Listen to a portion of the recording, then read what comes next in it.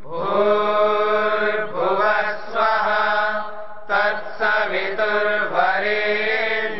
भर्गो देवस्य धीमहि धियो यो नः प्रचोदयात्।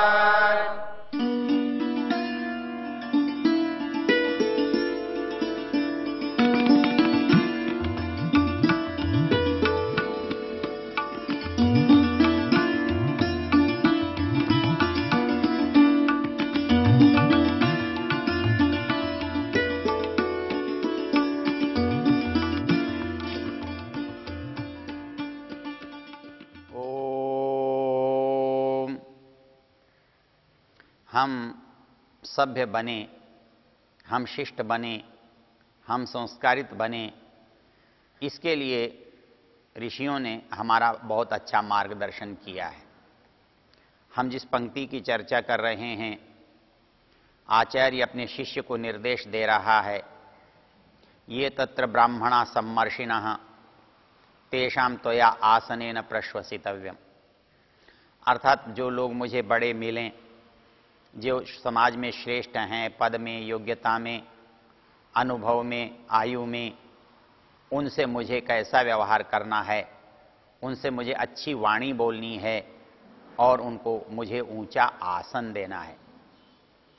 तो जब हम शिष्टाचार को अपनी कसौटी पर उतारना चाहते हैं तो विभिन्न शास्त्रों में बहुत सुंदर सुंदर प्रसंग हैं जो हमें प्रेरणा देते हैं, निर्देश देते हैं, मार्गदर्शन करते हैं। हम अपने जीवन को कैसे चलाएं तो हम अच्छे बन सकते हैं, सभ्य बन सकते हैं, संस्कारित बन सकते हैं, शालीन बन सकते हैं।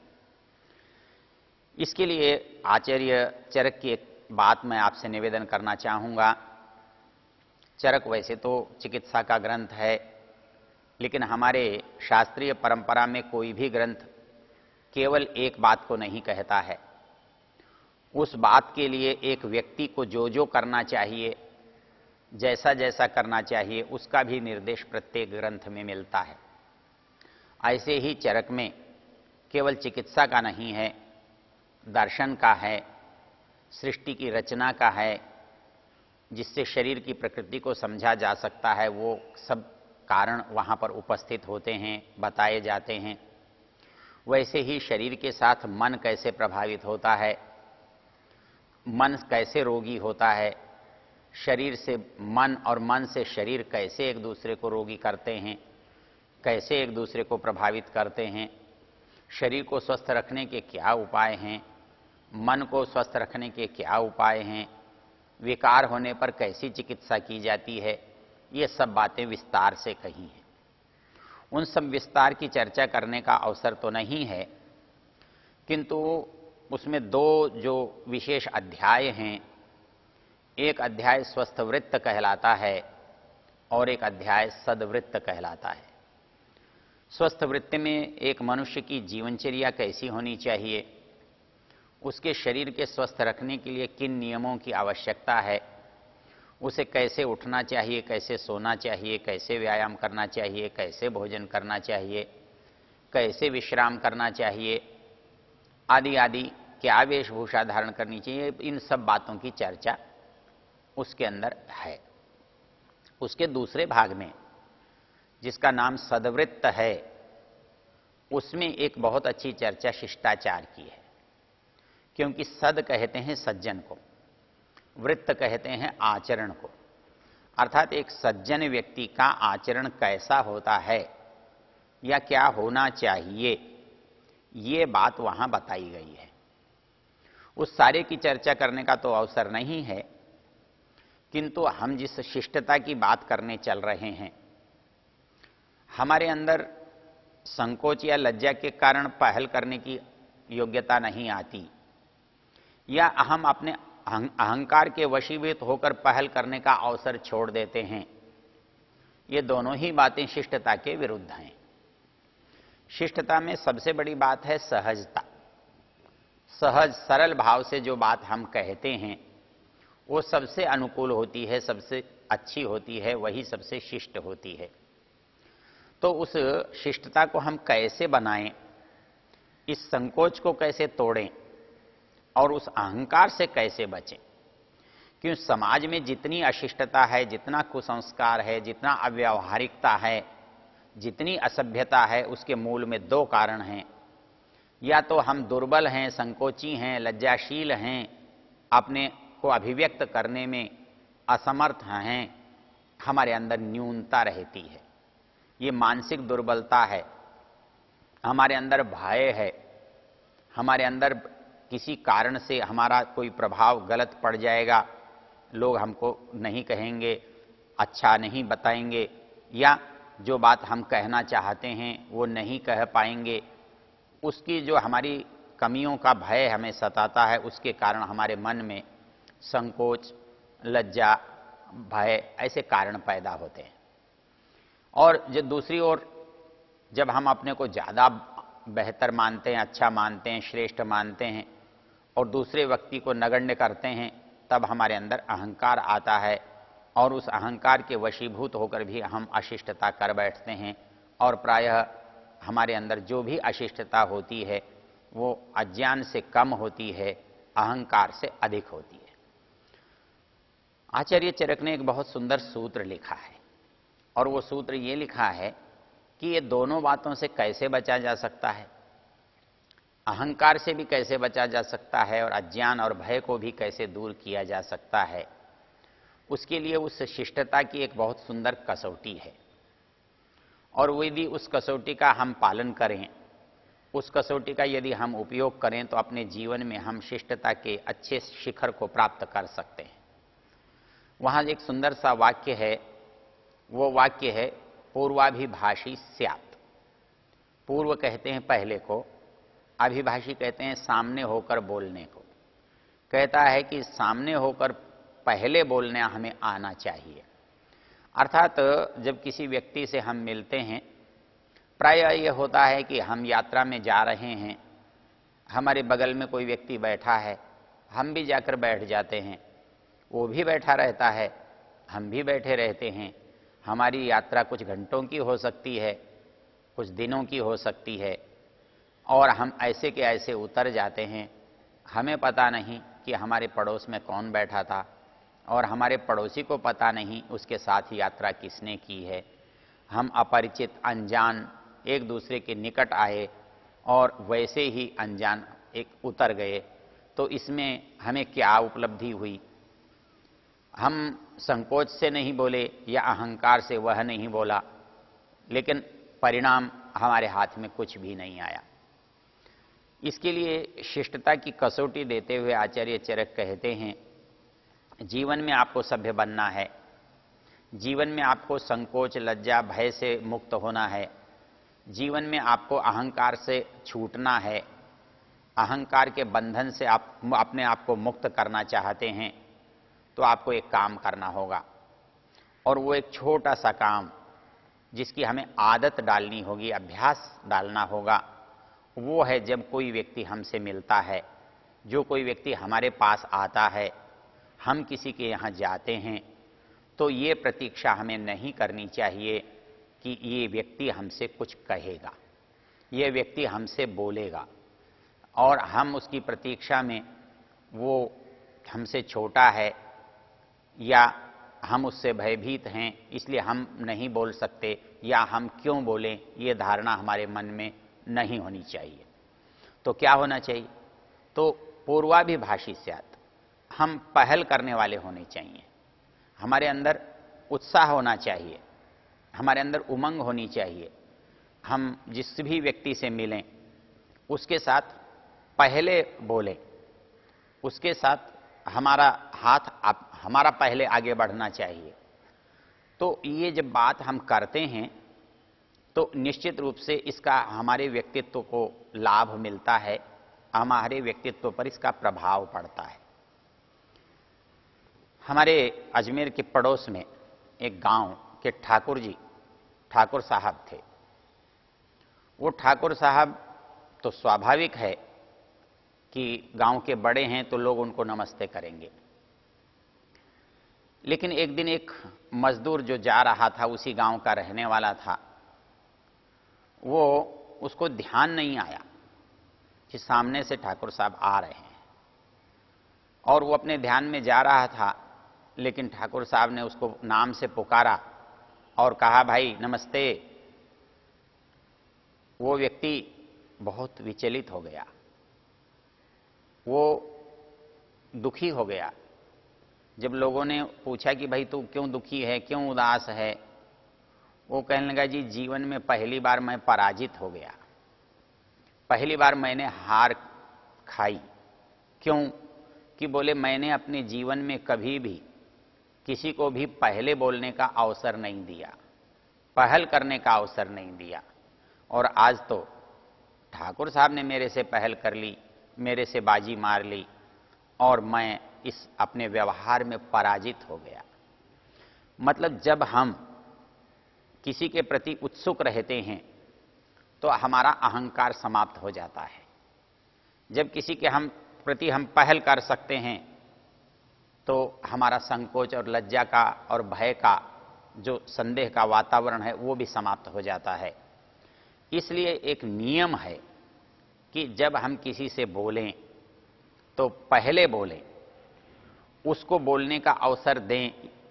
ये हमारे लिए क्या हो, ये हमारे लिए दुखद होना चाहिए, ये हमारे लिए एक पराजय का अवसर होना चाहिए, ये हमारे लिए एक त्रुटिजनक बात होनी चाहिए। तो हमें दूसरे का सुनना तो अच्छा लगता है, नियम यह है कि हम अच्छे श्रोता बने, लेकिन श्रोता बनने के लिए पहल हमको करनी आनी चाहिए, पहल हमें करनी चाहिए। जब हम पहल करें तो वो तो ठीक है, वो प्रश्न तो ठीक है। ये जो दूसरी बात है कि हम ही बोलें और दूसरा सुने न सुने, उसके स्थान पर हमें सुनने का, हमें उसे बोलने देने का अभ्यास होना चाहिए। दूसरे के मन को जब तक पूर्ण तरह से न जान लें, न समझ लें, तो उसका उत्तर हमारा गलत हो सकता है। जब हम दूसरे का प्रश्न पूरा सुन लेते हैं तब उसका उत्तर देते हैं तो वो उत्तर हमारा अच्छा हो सकता है। दूसरे की मुसीबत सुन लेते हैं तो उसका हम अच्छा उपाय बता सकते हैं। जब हम दूसरे की बात सुनने का हमारे अंदर धैर्य होता है तो हम गलती करने से बच जाते हैं, क्योंकि प्रायः हम जब किसी पर आक्षेप करते हैं, हम किसी पर आरोप करते हैं, तो वो आरोप करते हुए हम ये भूल जाते हैं ये काम उसने किस परिस्थिति में किया है, और उस परिस्थिति में वो काम सहज अनिवार्य रूप से संभव है। वो गलती हो सकती है, वो त्रुटि हो सकती है। जब आप किसी बालक को किसी कार्य के लिए बाहर भेजते हैं और वो अपेक्षा से अधिक समय लगाकर आता है, देर करके आता है, आपको प्रतीक्षा करनी पड़ती है, वो आपका काम करके नहीं लाता है, तो आप बिना सुने उस पर आक्रमण कर लेते हैं, उसको कठोर भाषा में उसकी भर्त्सना करते हैं, उसकी ताड़ना करते हैं, उसको धमकाते हैं, उसकी बात सुनते नहीं हैं। वो खिन्न तो होता ही है, वो कुंठित होता है, उसके ऊपर दुष्प्रभाव पड़ता है। वो ये समझता है कि देखो कैसा व्यक्ति है, मेरी बात को सुन ही नहीं रहा है, अपनी बात को कह रहा है। क्योंकि कोई भी निर्णय जब तक दूसरे का पक्ष न सुना जाए, दूसरे की बात न सुनी जाए, तब तक नहीं हो सकता, कम से कम उचित निर्णय नहीं हो सकता। इसके लिए हमें एक अच्छा श्रोता बन करके दूसरे के जो प्रश्नों का उत्तर है वो सुनना चाहिए। तो हमारी सभ्यता में एक बात क्या है कि हमको पहल करनी है, और वो पहल कब होती है? जब हम उसके पास बैठकर, आगे बढ़कर उसको हम बोलने के लिए विवश करते हैं। यहां एक बड़ा स्वाभाविक सा प्रश्न उत्पन्न होता है कि पहल हो कैसे, क्या कहकर हो। आप तत्काल ये तो नहीं पूछ सकते जी आपका नाम क्या है, आप उस व्यक्ति से ये भी नहीं पूछ सकते जी कहां जा रहे हो। आप पूछ लें को पूछ लें, लेकिन ये क्रम नहीं है ठीक, ये उसको तैयार नहीं किया उसको आपने उत्तर देने के लिए। अभी आप उसको सहज नहीं बनाए, तो वो सहज कैसे बने? उस सहज बनाने के लिए जो काम किया जाता है वो भी शिष्टाचार है। आप एक बात अनुभव करते हैं, जब कोई व्यक्ति आपके पास आता है, अनजान होता है, पहली बार मिलता है, अकस्मात आ जाता है, तो आपके मन में एक घबराहट होती है, एक हड़बड़ाहट होती है। आपको यह समझ नहीं आता कि आप क्या करें, उसके उत्तर में आपको अपनी कैसी प्रतिक्रिया देनी चाहिए। तो उस घबराहट में हो सकता है आप गलत ही बोल जाएं, हो सकता है वो बात आप न कह पाएं जो आपको कहनी चाहिए। तो इसके लिए शिष्टाचार में मनु महाराज ने एक बहुत सुंदर बात कही है। वो ये कहते हैं कि जब कोई व्यक्ति आता है तो उसके लिए हमें खड़े हो जाना चाहिए, उसके आदर के लिए। वैसे विदेशी लोग इस सभ्यता को बहुत अच्छी तरह अपनाते हैं, खड़े होते हैं। कोई मिलने आता है तो उसको आदर देने के लिए कुर्सी से खड़े होते हैं। हमारी कक्षा में, हमारे समूह में, हमारी सभा में कोई बड़ा व्यक्ति आता है तो हम खड़े हो जाते हैं। सामान्य रूप से ऐसा लगता है इस खड़े होने का क्या लाभ है? सबसे बड़ा तो लाभ ये है कि हम ये अनुभव कर रहे हैं कि कोई बड़ा व्यक्ति हमारे अंदर आया है, हमारे मन में उसके प्रति बड़ेपन का भाव है। जिसको हम बड़ा नहीं मानते उसके सामने हमें खड़ा होना अच्छा नहीं लगता। हम ज्यादा धृष्ट हैं, ज्यादा अपने को बड़ा मानते हैं तो हम खड़े नहीं भी होते। तो इससे दो बातें हो जाती हैं। जब सब लोग खड़े होते हैं और हम नहीं खड़े होते तो वह हम सभ्यता के विरुद्ध हो जाते हैं, धृष्टता का आचरण लगने लगता है। और दूसरा, जो व्यक्ति आता है उसको भी अपमानित अनुभव होना स्वाभाविक है। उसे लगता है कि ये व्यक्ति तेरा अपमान कर रहा है, तेरा सम्मान नहीं कर रहा है, या तुझे बड़ा नहीं मान रहा है। तो ये हमारे यहाँ की एक सहज परंपरा है। इस परंपरा में हम ये देखते हैं कि जब भी कोई व्यक्ति, हम बैठे हैं, चाहे अकेले बैठे हैं, 2-4 लोग मिलकर बैठे हैं, कक्षा में बैठे हैं, सभा में बैठे हैं, किसी समूह में बैठे हैं, और कोई व्यक्ति हमारे बीच में आ जाता है, अनजान है, बड़ा है, हम लगता है कि अतिथि है, तो हमारे मन में सहज जो शारीरिक क्रिया होती है उस क्रिया के परिणाम स्वरूप हम खड़े हो जाते हैं। एक तरह से खड़े होना जो है वह हमारा प्राकृतिक आचरण है। इसलिए हमारे शास्त्रों ने हमारे शिष्टाचार को हमारी शरीर की क्रियाओं से और हमारे मानसिक व्यवहार से जोड़कर स्थापित किया है। इनको अपनाने से हम शांत, सभ्य, सहज और सरल बनते हैं।